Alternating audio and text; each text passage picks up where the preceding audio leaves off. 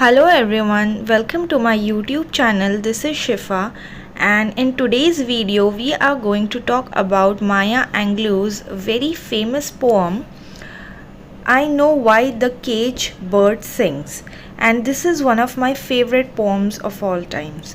First of all, we are going to look at who is Maya Angelou. Maya Angelou, born on April 4, 1928 and died at May 28, 2014, she was an American memoirist, poet, and a civil rights activist.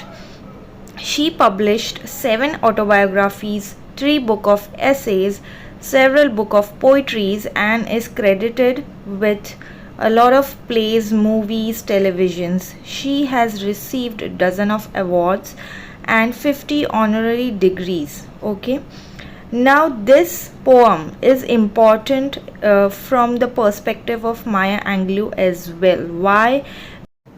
It tells her life up to the age of 17.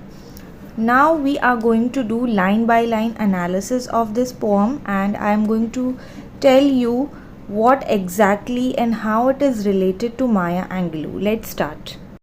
A free bird leaps on the back of the wind and floats downstream till the current ends, and dip his wings in the orange sun rays and dares to claim the sky.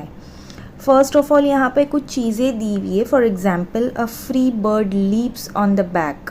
Okay, तो यहाँ पे leap का मतलब है कि to climb up, तो वो एक हवा के पीठ पे जैसे कि बैठ के a free bird is climbing and it is floating down stream till the current ends. यहाँ पे एक पूरा विजुअलाइजेशन हो गया, एक पूरा पिक्चराइजेशन बताया कि किस तरीके से जो फ्री बर्ड है वो भरे आसमान में, खुले आसमान में हवाओं के साथ अपनी फ़्लाइट ले रहा है.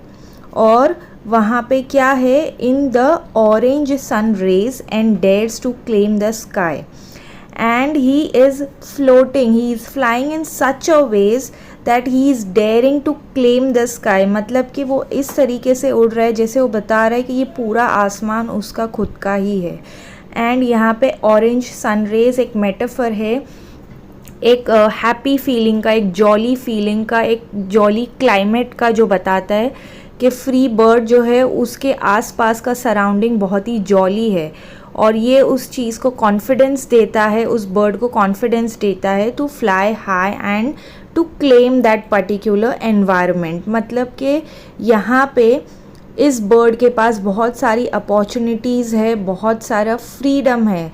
तो हम यहाँ पे फ्रीडम भी देखते हैं as a metaphor. Okay, the next para is, but a bird that stalks down his narrow cage can seldom see through his bars of raise.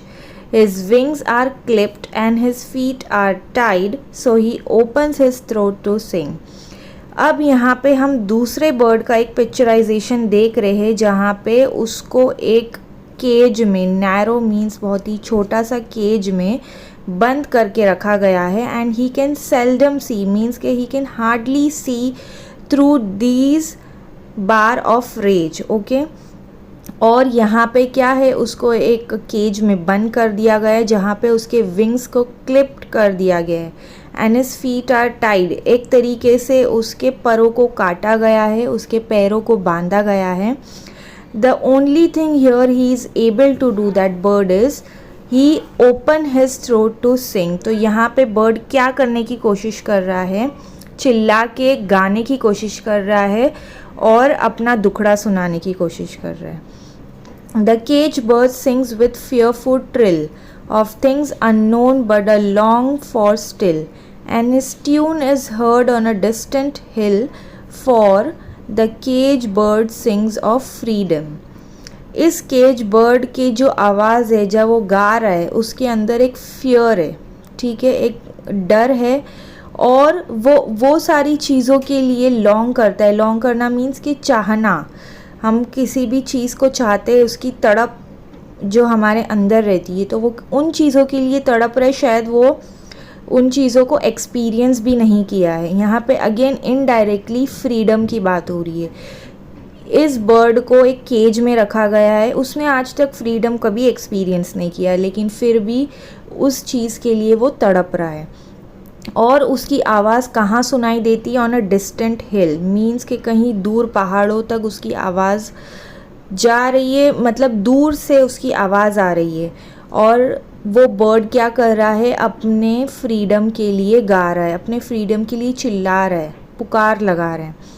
The free bird thinks of another breeze and the trade winds of through the sighing trees and the fat worms waiting on the dawn bright lawn and he names the sky his own। यहाँ पे free bird क्या कर रहा है? जो free bird है, क्योंकि वो भी आसमान में है, उसके पास बहुत सारी अपॉर्चुनिटीज़ है, उसके आसपास का एनवायरनमेंट उसके फेवर में है। He is not thinking about all those things, he is not in fear, he is not in trauma, he is not in sadness और एनीथिंग। वो बस क्या देख रहा है? वो बोलता है कि अभी he is thinking of another breeze, means another opportunity, के और कहाँ कहाँ मुझे उड़ने मिल सकता है। He is thinking about the fat worms waiting on the dawn bright lawn, means कि यहाँ पे fat worm is in a way food, ठीक है। तो यहाँ पे अगेन फूड के ज़रिए ये मेटाफर यूज़ करने की कोशिश की गई है कि यहाँ पे किस तरीके से वो बर्ड जो है वो हम और अच्छी अच्छी चीज़ों के फिराक में वो घूम रहा है, क्योंकि फ्रीडम तो उसके पास ऑलरेडी है and he is hardly thinking about that all these factors. He is thinking about new opportunities, good food and how he can roam around, और क्या उसको अच्छे सराउंडिंग मिल सकते हैं, ठीक है। Now coming back again to the cage bird next paragraph में, but a cage bird stand on the grave of dreams, his shadow shout on the nightmare scream, his wings are clipped and his feet are tied, so he open his throat to sing। On the other hand, what is the cage bird doing? He is standing on the grave of dreams, means उसके dreams जितना time गुजरते जाएगा उसके dreams और hopes टूटते चले जाएंगे। तो नाउ ही स्टैंडिंग, उसको हार्डली कोई होप दिख रही है। His shadow shouts on the nightmare screen, और उसकी परछाई से ही अब वो डरने लग गया है, क्योंकि वो पूरा टाइम एक ही जगह पर स्टक हो गया है। And his wings are clipped and his feet are tied, so he open his throat to sing. यहाँ पे लाइंस को अगेन रिपीट किया गया है to emphasize the pain of that particular bird, okay. If you see, the next paragraph is again repeating the same thing. The cage bird sings with a fearful trill of things unknown but long for still, and his tune is heard on a distant hill, for the cage bird sings of freedom. He is continuously asking for freedom. He is continuously singing with a fearful trill in his voice and is longing for freedom, for going out, for moving out of that cage, okay। So here again the line, the whole paragraph is repeated to give the emphasis to the pain of that particular bird. Now we are going to look at the summary of what is there, or what exactly Maya Angelou is talking about in this particular poem.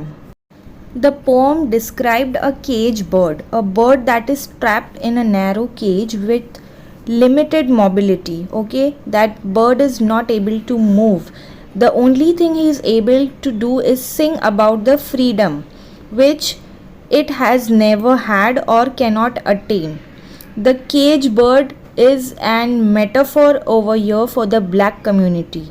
Black community's past and ongoing experience of racism in the United States in particular has been mentioned, has been portrayed, and you can read as portraying the experiences of any oppressed group. This poem is in fact portraying the experience of any oppressed group. Specificity, if I tell you कि यहाँ पे cage bird कौन है और यहाँ पे free bird कौन है, तो फ्री बर्ड वो सारे लोग हैं जो अमेरिकन्स, नेटिव अमेरिकन्स उस टाइम पे यूएस में थे, एंड जो केज बर्ड वो बर्ड्स है जो अफ्रीकन या अफ्रो अमेरिकन रहने वाले लोग थे और उनको रेसिज्म के बेसिस पे किस तरीके से डिस्क्रिमिनेट किया जाता था। तो ये पार्टिकुलर जो एक्सपीरियंसेस है जो माया एंगलू ने फेस किए हैं during her life time till the age of 17, this has been mentioned in the poem very beautifully, and how she repeats the line, the paragraph, to tell the agony of how she experienced, how she felt throughout the age of 17 years. Okay, so this is all about the poem. I hope you understood what I explained, and in the coming video I'm going to come up with maybe another play or poem or short story or novel, I don't know, but yeah, hoping to see you in some meantime. Till then, everyone, please take care, stay healthy and stay happy. Bye bye.